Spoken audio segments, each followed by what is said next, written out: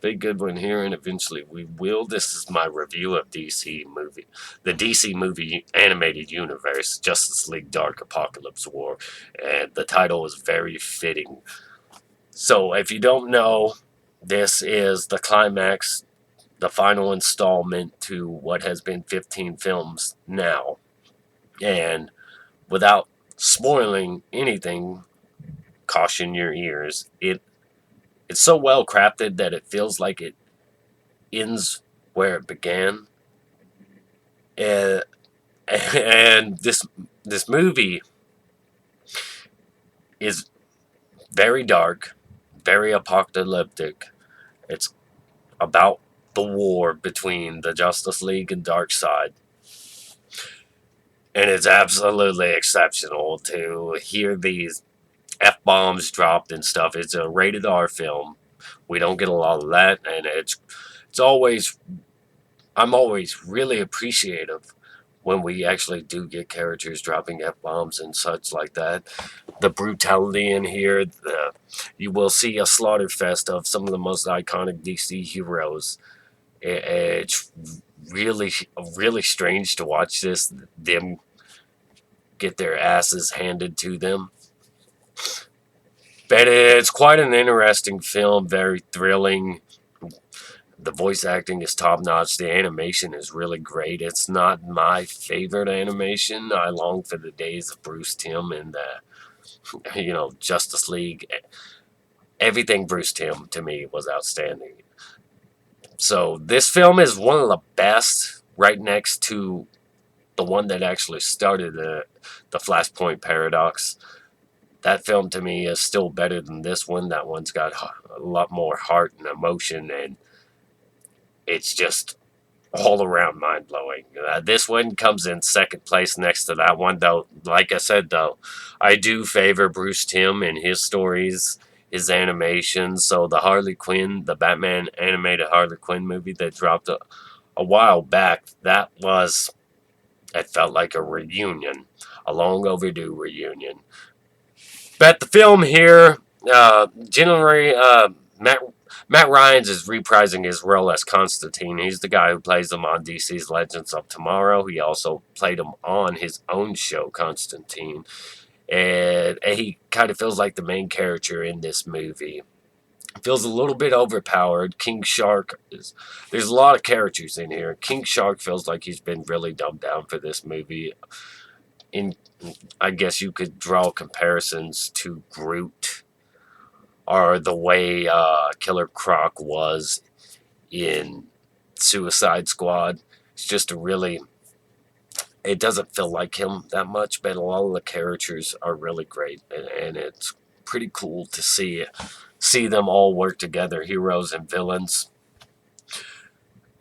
But some of my favorite characters, it's really hard to see them just get slaughtered because this film goes to very dark places. It does not hold back. It's not afraid to cross boundaries, and that's one of the things that's always going to hold back the live action films. DC's in a place with their live action movies where they can do more experimental stuff because they haven't hit the success of Marvel, where Marvel has been regulated to staying within family friendly boundaries, and it's become very formulaic in its essence. All the films they can be incredibly different in terms of one's a space adventure, one's a high tech heist movie, but they all feel the same because the formula is friendly and joke, joke, joke. So a lot of the Marvel movies can really feel watered down at a certain point. They can cause fatigue, whereas DC's in this place where they can take more risk and experiment. A lot of people would disagree, saying that they really can't because their movies aren't working out for them, and they're blowing a lot of money on that. But look at the success they had with Joker. Aside from that, this film right here is absolutely incredible. It's almost what you would have got from the Snyder Cut. It is. It is very close to what you would have got from the Snyder Cut that people are always going on about, demanding, wanting. But, you know, it does kind of make you want to see the Snyder Cut. But, you know, if you never get that, you've got this here. This film is good. If you're not into the animated ones, you should give them a shot and maybe start with Flashpoint Paradox. A lot of these films are hit or miss for me. This one, this one is pretty good. Flashpoint Paradox is probably the best out of these. And I would give this film like a strong 8 out of 10. There are some problems with it. It's not my favorite animated style, and the lead characters aren't my favorite because of most of my favorites.